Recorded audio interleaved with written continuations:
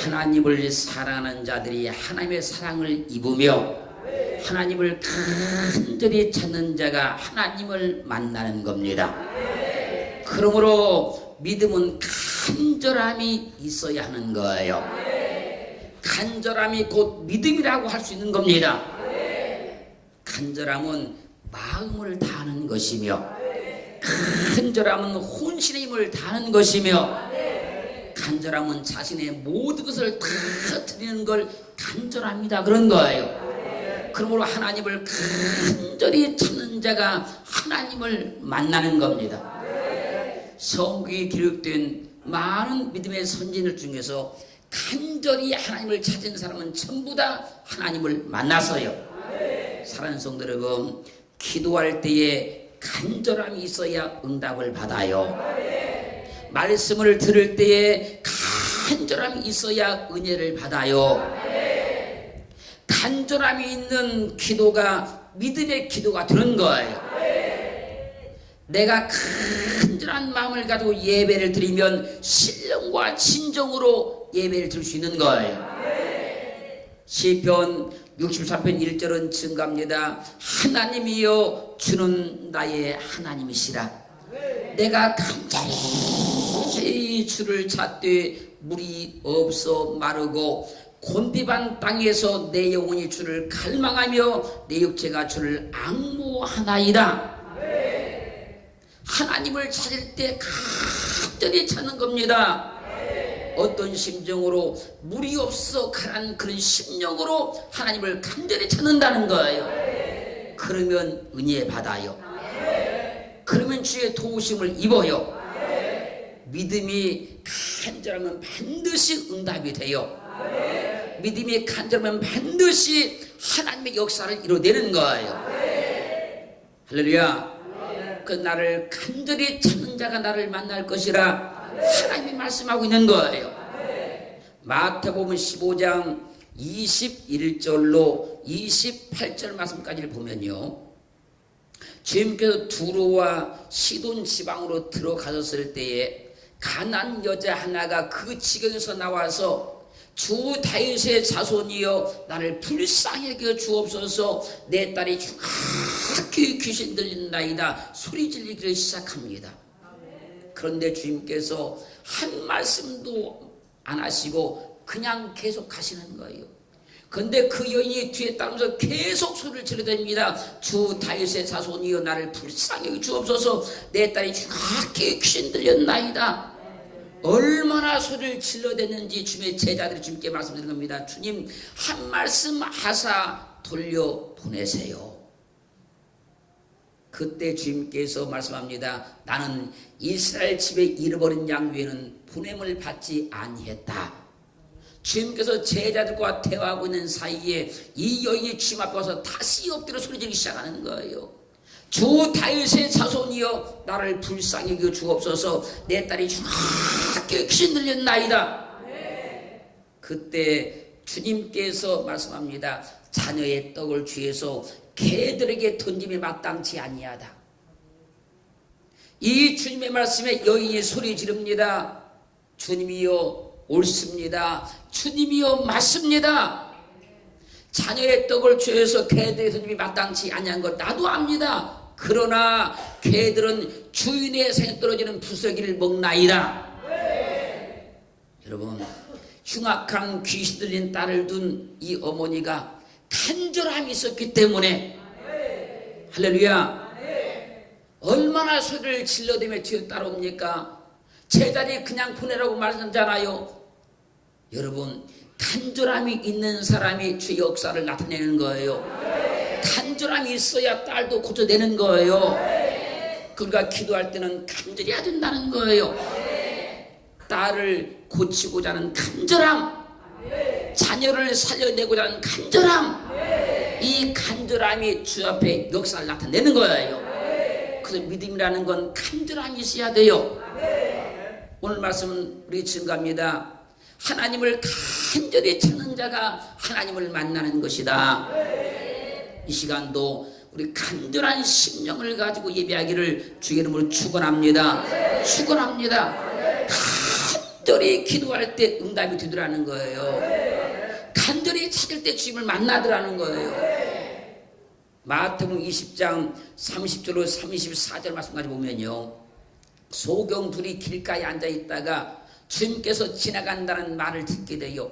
그때 그들이 소리칩니다. 다윗의 자손이여 우리를 불쌍히 여겨 주옵소서. 그때 그 소경 주위에 있던 사람들이요 잠잠하라 그를 꾸짖습니다. 그 꾸짖음에도 불구하고 그 소경이 다시 소리칩니다. 주 다윗의 자손이여 우리를 불쌍히 여겨 주옵소서. 여러분, 눈을 뜨고 잔 간절함이 있을 때 사람들이 뭐라고 해도 거기 관계치 아니하고 주님을 부를 수 있었던 거예요. 나는 반드시 눈을 떠야 된다. 오늘 고침을 받아야 된다. 이 시간 고침을 받아야 된다. 이 간절함이 그런 믿음을 나타내게 되는 거예요. 그래서 내 속에 간절함이 있으면 지금 역사가 일어나기 시작하는 거예요. 내 속에 간절함이 있으면 기도가 나오기 시작하는 거예요. 그럴 때는 환경도 보지 않습니다. 조건도 보지 않는 거예요. 그 간절함이 모든 걸 뛰어넘을 수 있는 거예요. 그 믿음은요, 간절한 사람이 주님을 만나더라고요. 간절한 사람이 해결을 받더라고요. 할렐루야. 누가복음 18장 1절로 7절 말씀은 여러분들이 잘 아시는 바와 같이 주님께서 항상 기도하고 낭망치 말아야 될 것을 비유로 설명을 했어요. 어떤 도시에 하나님을 두려워하지 않냐고 사를 무시하는 재판관이 있었다는 거지요. 그때 그 도시에 억울한 듬을 쓴 여인이 있었는데 그 재판관에 찾아가서 날마다 말한 겁니다. 나의 원한을 풀어주소서. 나의 원한을 풀어주소서. 그런데 그 재판관이 귀기로 듣지를 않는 겁니다. 무시해버리는 거예요. 그 다음날도 똑같이 찾아가 소리칩니다. 나의 원한을 풀어주소서. 얼마나 날마다 찾아갔는지 불의한 재판관이 어느 날 자기 생각을 돌이킵니다. 내가 이 여인의 원한을 풀어주리라. 그렇지 않으면 늘 와서 나를 괴롭게 하리라. 간절함이 있어야 된다는 거예요. 간절함이 있으면 한 번 하고 두 번 하고 세 번 하고 계속 하게 된다는 거예요. 간절함 때문에 그러는 거예요. 믿음이 있고 없고가 아니라 간절함이 있어야 된다는 거예요. 여러분, 다 믿음은 있어요. 예수 믿은 지 한 달 된 사람도 믿음이 있고요, 10년 된 사람도 믿음이 있고요, 30년 된 사람도 믿음이 있어요. 근데 그 믿음에 간절함이 없어요. 간절함. 믿음은 있는데 그 믿음에 간절함이 없다고요. 간절함이 있어야 주님이 역사하는 겁니다. 간절함이 있어야 기도하는 거예요. 간절함이 있어야 주님께 그걸 붙들기 시작하는 거예요. 믿음은 누구나 다 있는 거예요. 한 달 예수 믿는 사람도 믿음이 있습니다. 여러분, 믿음 속에 간절함이 들어가야 돼요. 그래야 믿음의 역사가 일어나요. 그래야 주님이 일할 수 있는 겁니다. 간절함이 있는 사람이 실망치 않고 낙심치 않고 끝까지 주님 앞에 매달 수 있는 거예요. 그 주님께서 기도하다가 낭망치 말들 비유로 설명하는 겁니다. 우리 속에 간절함이 있기를 주님을 축원합니다. 우리는 다 믿음이 있어요. 그 믿음 가운데 간절함이 있어야 돼요. 그 간절함만 들어가면 우리 믿음이 일하기 시작하는 것이고 우리 믿음이 역사하기 시작하는 거예요. 요한복음 5장 2절로 7절 말씀 보면요, 예루살렘에 있는 양문 곁에 베데스다라는 연못이 있었어요. 거기 행각이 5개가 있었는데 많은 병자들이 거기에 누워 있었어요. 그 이유는 천사들이 가끔 이 못에 내려와 가지고 물을 통하게 하는데 그 물이 통할 때 가장 먼저 들어가는 사람은 누구든지 고침을 받았기 때문입니다. 주님께서 거기에 가셨어요. 거기에 가서 보니까 38년 된 병자가 거기 있어요. 여러분, 낫고자 하는 간절함이 38년을 견딜 수 있었던 거예요. 나는 어떻게든지 나아야 된다. 나는 어떻게든지 고침을 받아야 된다. 그 간절함이 38년을 견딘 거라니까요. 포기해버렸으면 이렇게까지 기다릴 수가 없어요. 그냥 집에 가버렸지. 그런데 그 간절함으로 기다렸던 그가 주님을 만나는 거예요. 믿음이 간절하면 반드시 해결받습니다. 내 믿음이 간절하면 반드시 응답을 받아요. 믿음만 간절하면. 그런데 문제는 오래 믿다 보면 간절함이 없어진다는 거예요. 예수를 처음 믿을 때는 간절함이 막 불타는데 어느 만큼 믿다 보면 어느 순간부터 간절함이 사라진다는 거예요. 우리는 간절함이 있어야 돼요. 처음 예수 믿은 것처럼 간절함이 있어야 돼요. 첫사랑의 은혜를 받은 것처럼 간절함이 있어야 된다는 거예요. 간절함이 있어야 인내도 되고요. 간절함이 있어야 기도도 되고요. 간절함이 있어야 주님을 만날 수 있는 거예요. 근데요, 간절함이 떠나가 버리면요, 우리 믿음이요, 종교적인 행위가 되고 마는 거예요. 그냥 예배 드리는 거예요. 그냥 예배 드리고 있는 거예요. 간절함이 있으면 주님이 일하기가 너무너무 좋은데 우리 속에 간절함이 어느 때 사라지고 마는 거예요. 오늘 하나님의 음성을 통해서 내 속에 간절함이 임하기를 주님을 축원합니다.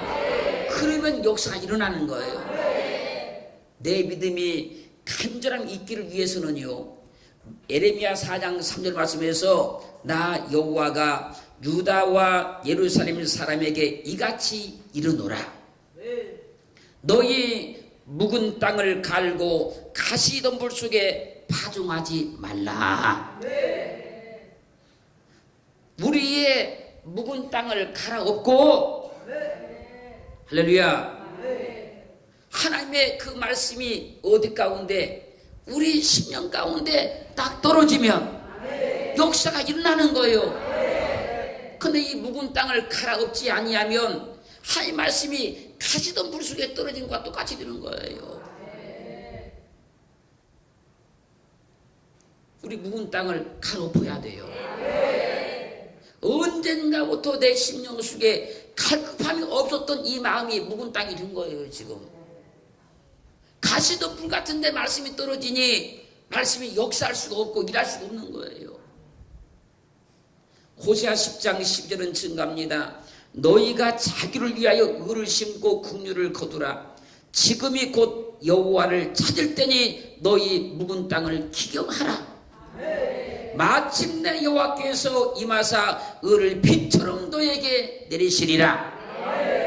지금이 여호와를 찾을 때니 우리의 묵은 땅을 기경하여서 하나님의 주신 말씀을 받아야 돼요. 그러면 마침내 여호와께서 임하사 의를 빛처럼 너에게 내려주시리라. 할렐루야. 이 시간 우리는 묵은 땅을 갈아엎듯이 우리 믿음을 다 갈아엎어서 처음 사랑을 회복해야 됩니다. 할렐루야. 간절함이 없으면요, 형식적인 믿음이 될 수밖에 없잖아요. 간절함이 없으면 종교적인 행위로 믿을 수밖에 없잖아요. 간절함이 내 믿음을 새롭게 하는 거예요. 간절함이 내 믿음을 은혜롭게 만들어 주는 거예요. 간절한 심령. 할렐루야. 에스더 4장 8절 말씀 보면요, 모르드게가 유다 민족을 진멸하라고 수산궁에 내린 조서의 초본을 하닥에게 주어서 에스더에게 보냅니다. 그러면서 하는 말이 뭐냐면, 왕에게 나아가서 자기 민족을 위하여 간절히 구하라, 부탁을 하는 거예요. 만약에 에스더가 아수랑에 나가서 그냥 대충 한마디 해버리면 유다 민족이 다 멸망을 받아요. 그러니까 가서 간절히 구하라는 거요. 간절히. 그러자 에스더 7장 3절로 4절 상반에서 보면요, 왕후 에스더가 아수르 왕에게 나아가 왕이여, 내가 만일 왕의 목전에 은혜를 입었으며 왕이 선히 여기시거든 내 소청대로 내 생명을 내게 주시고 내 요구대로 내 민족을 내게 주소서. 나와 내 민족이 죽임과 도륙함과 진멸함을 당하게 되었나이다. 에스더가 아수르 왕 앞에 엎드려서 간절히 막 구하는 거예요. 살려달라고. 내 목숨을 살려주옵소서. 내 민족을 살려주옵소서. 우리가 다 죽게 되었나이다. 그리하여서 에스더는 유다 민족을 살려내요. 간절히 구하면 응답받아요. 간절히 구하면 해결받아요. 할렐루야. 그래서 믿음은 간절함이 있어야 되는 거예요. 내 속에 간절함만 있으면요, 하나님이 내 기도를 들어 응답을 하셔요.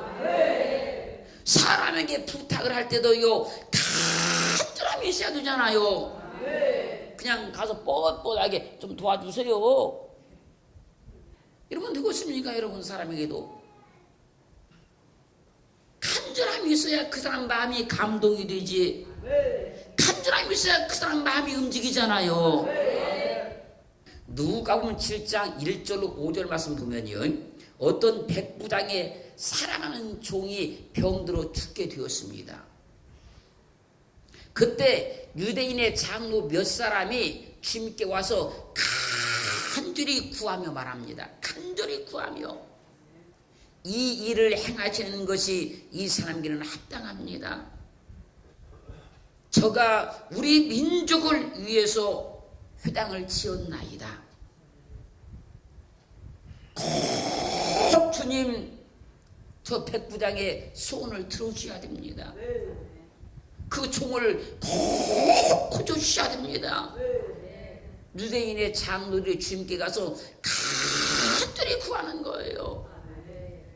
유대인의 장로들이 주님께 간절히 구하니까 주님께서 백부장의 하인을 고쳐줘요. 우리 간절히 하는 거예요, 여러분. 내 믿음 속에 간절함만 들으면 내 소원대로 다 응답하신다.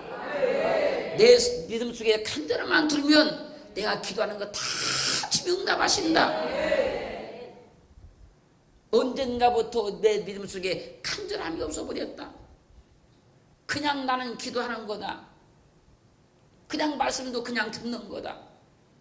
간절함이 전혀 없는 상태에서 기도도 하고 말씀도 듣는 것이다. 그럼 주님께서 내게 일할 수가 없다는 겁니다. 오늘 이 시간 우리 가운데 간절함이 임해야 돼요. 간절함이 들어와야 돼요.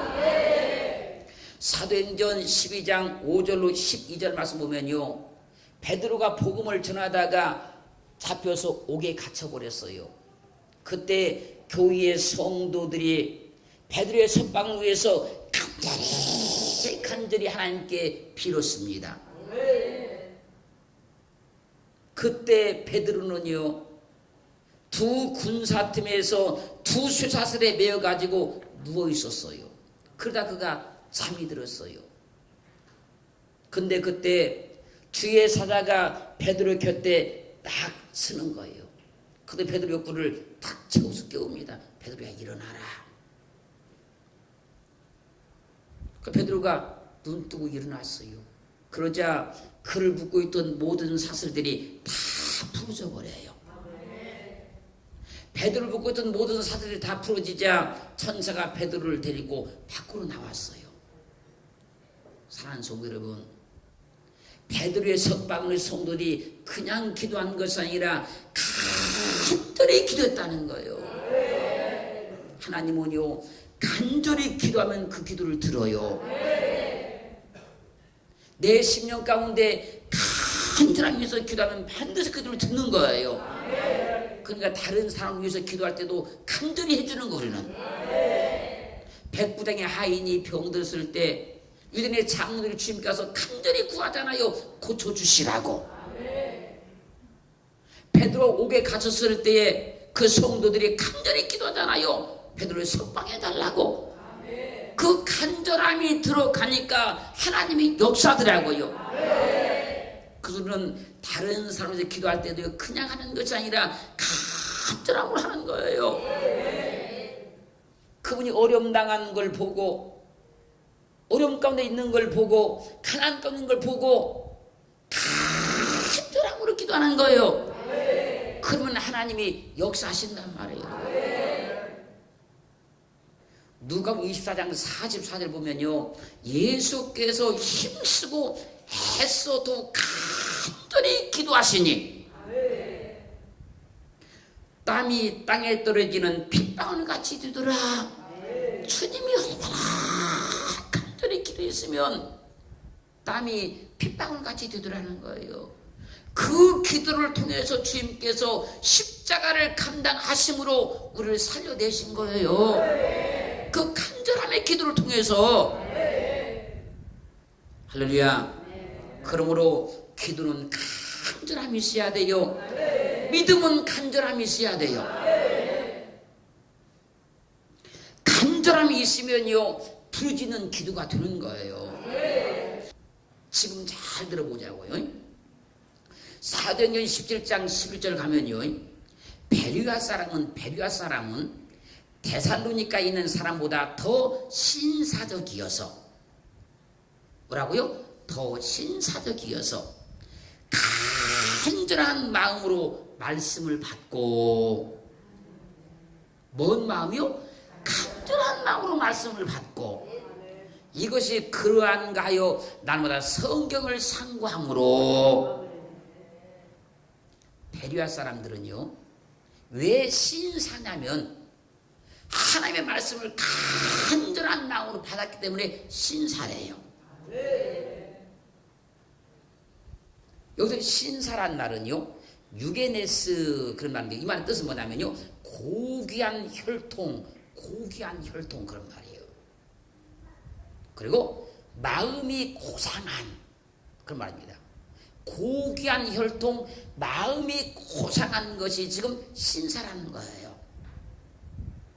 우리는 고귀한 혈통인 주님의 자녀들입니다. 우리는 최고의 마음을 소유한 거룩한 주님의 자녀들이에요. 그러므로 간절한 마음으로 말씀을 받는 사람이 믿음의 신사인 거예요. 신사적인 믿음을 가진 사람은요, 간절한 마음으로 말씀을 받는 거예요. 우리는 하나님을 믿었으니 고귀한 혈통이에요. 우리는 하나님을 믿었으니 고상한 최고의 마음을 가진 사람들이에요. 그 마음을 가지고 주의 말씀을 간절한 마음으로 받으면 주님이 우리 가운데 일하시고 역사하시는 거예요.